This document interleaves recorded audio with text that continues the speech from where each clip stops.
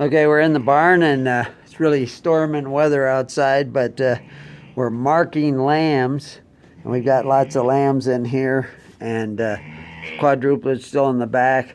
This one here, who's in a jail because she's a jumper, we just branded and banded her lamb, and she escaped and went running around the barn, and we got her back in. She did come back to her lamb. But anyway, this is the branding table. And this is the next guy who gets branded. So you hold that.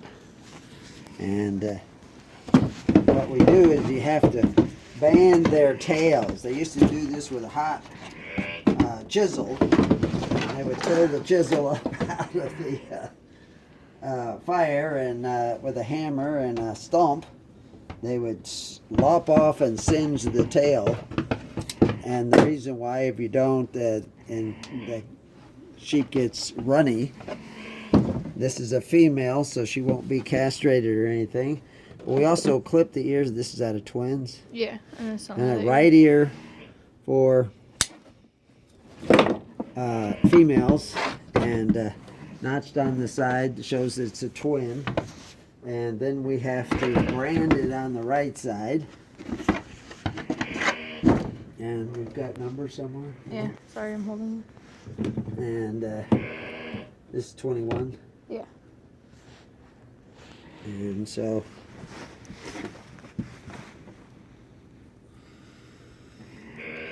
we put the paint on, and we'll paint the mother. And this way that if there's any confusion, we know who's lost their lamb or who's stealing milk from somebody else. And then we just put her back in there so you can hear her bang because she wants it.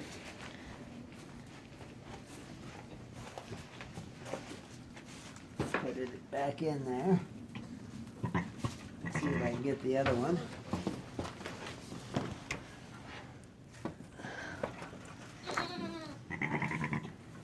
When they're firstborn, you don't carry them around the chest because it puts too much pressure on their heart and lungs. Always carry them with the front feet. Looks a little rough, but it's not. And this is the elastrator. Basically, you put, which is much easier than, and then you open it up and you can put it on the tail. So, and you're looking for the third bone down to leave it. Some places, like in Chile, they'll leave a little longer tail, but here, if it gets flyblown, if it gets runny, it will get flyblown, and then you'll have a real mess on your hands.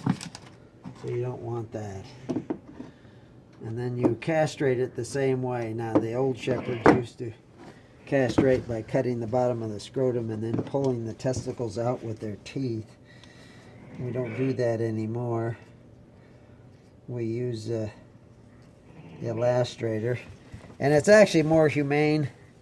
They feel a little pinching for about a half an hour, and then it's gone, and then eventually everything just drops off.